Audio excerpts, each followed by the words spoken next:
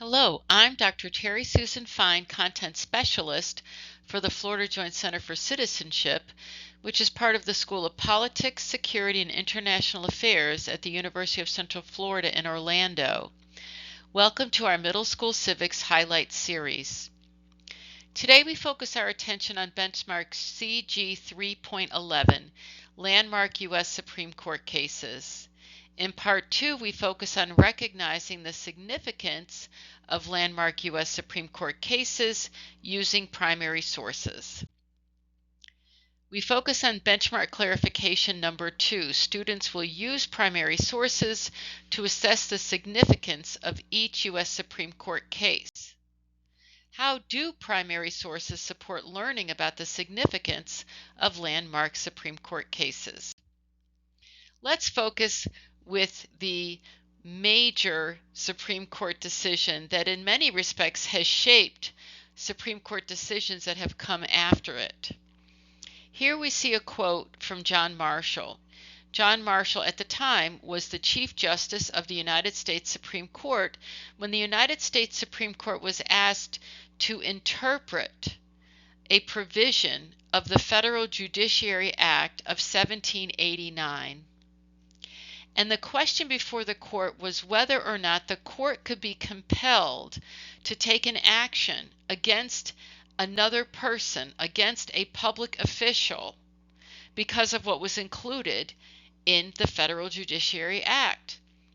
The specific action is a Latin phrase, writ of mandamus. We know that the word mandamus also includes the idea of something being mandatory or required.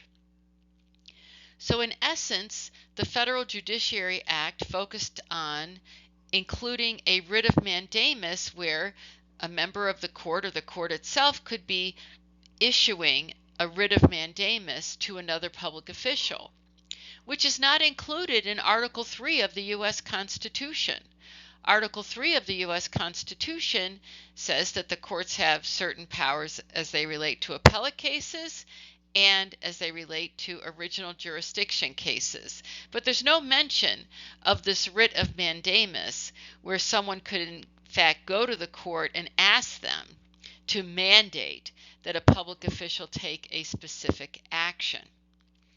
This case, Marbury v. Madison, included in the decision this phrase that we see in front of us. It is emphatically the province and duty of the judicial department to say what the law is. So what John Marshall is saying is that we, as a Supreme Court, we have the duty to say what the law is.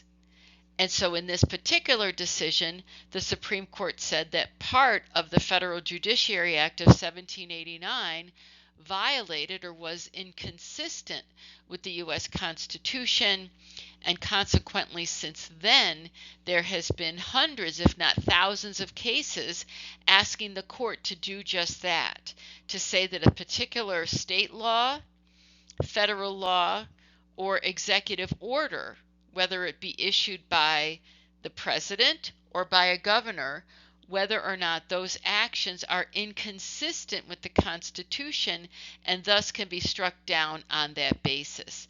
This is what we call judicial review. And here Chief Justice Marshall is defending the practice of judicial review that was first instituted in Marbury v. Madison. Let's take a look at an opinion excerpt from Dred Scott v. Sanford. This case was decided in 1857.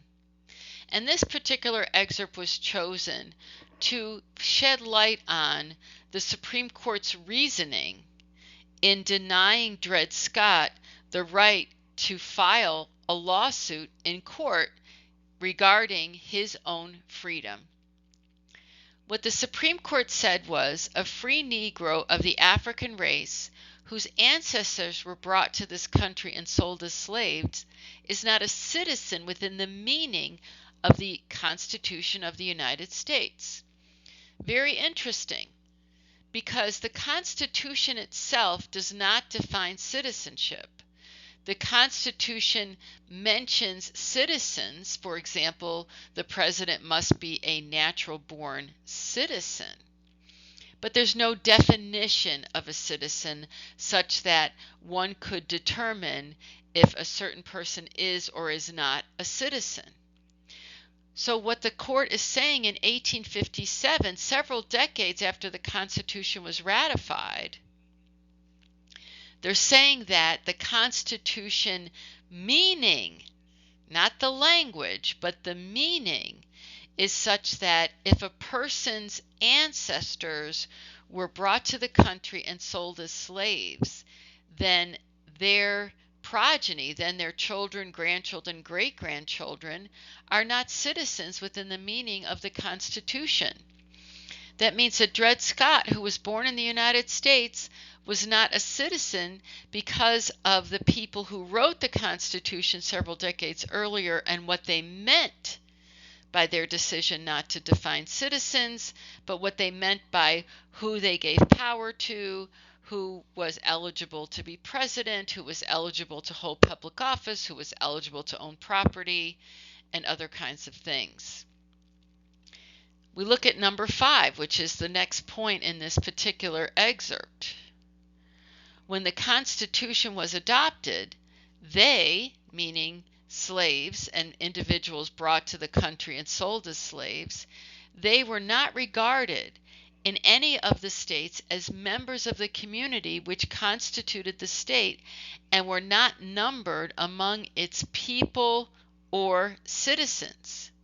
Again, going back to when the Constitution was adopted, which was in 1788.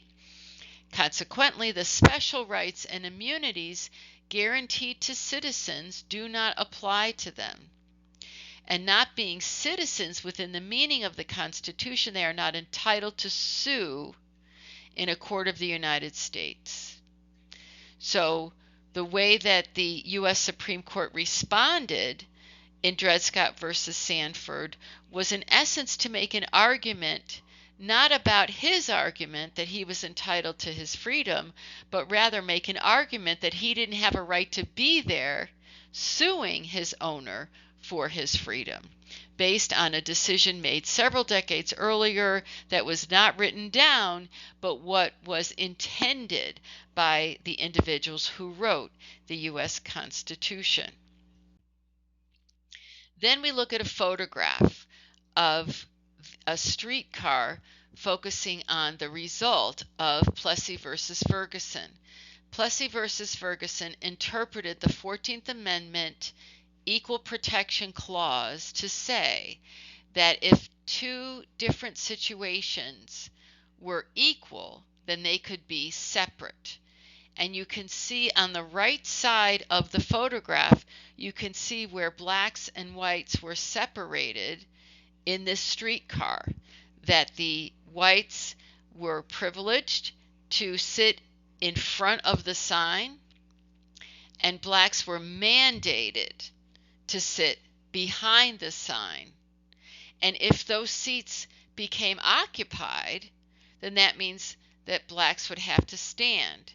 And if those seats and the aisle were to also become crowded, then that means that blacks would have to either get off the streetcar or wouldn't be allowed onto the streetcar. Next, we focus on Brown versus Board of Education. This was a 9-0 decision by the United States Supreme Court, and here we see the Supreme Court looking at what it means to be a U.S. citizen, mandated to attend public school, and what does separate but equal mean in a situation where schools are mandated to be segregated. Here the court says, segregation of white and colored children in public schools has a detrimental effect upon the colored children. The impact is greater when it has the sanction of the law. So what was the detrimental effect? The detrimental effect was that black children were made to feel inferior just by being segregated. And that was the argument that Thurgood Marshall made when he argued this case before the U.S. Supreme Court. Thurgood Marshall at the time was an attorney, and he later joined the U.S. Supreme Court about 13 years later. So what the court is saying is that by separating the races, it denotes the inferiority of the Negro group. So segregation in and of itself denotes inferiority, regardless of the conditions of learning, regardless of the differences in the actual school settings. A sense of inferiority affects the motivation of a child to learn. So students who had to go to public school, they had to attend school, also were limited in their learning because of their sense of motivation. And that limitation and the motivation was tied to segregation. Segregation with the sanction of law, meaning that it was government mandated, has a tendency to retard or slow the educational and mental development of Negro children and to deprive them of some of the benefits they would receive if the school system was racially integrated. So what they're saying is that regardless of the talents and skills of the child, by being in a segregated system, and that segregated system being mandated by law, is affecting children's sense of themselves, their ability to succeed, and their ability to feel motivated to learn. And thus, how could this be equal?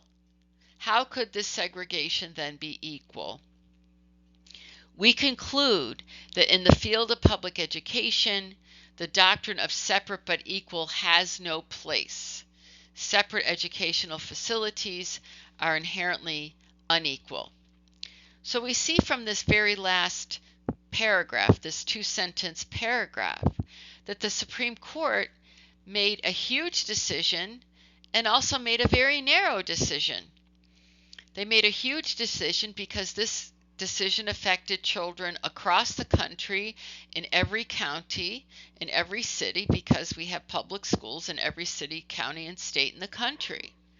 But also very narrow because it's saying separate educational facilities are inherently unequal. The focus is not on all facilities, and in fact, government buildings remain segregated in various areas of the country.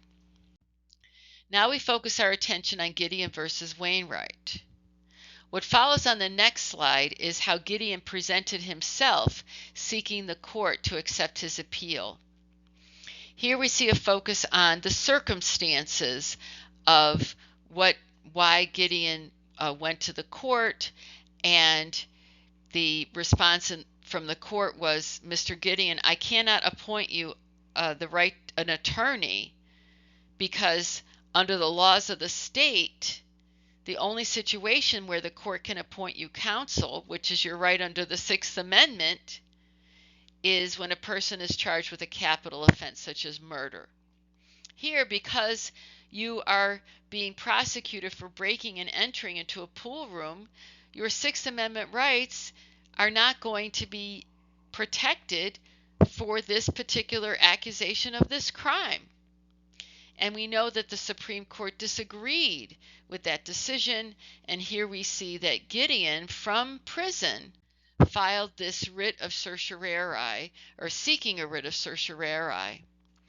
And I encourage you to take a very close look at these pages, because he talks about this idea that he has a right to counsel as a citizen of the United States, and it shouldn't matter that the state law that he was accused of violating did not entitle him to an attorney. He was a U.S. citizen, and therefore he was entitled to an attorney.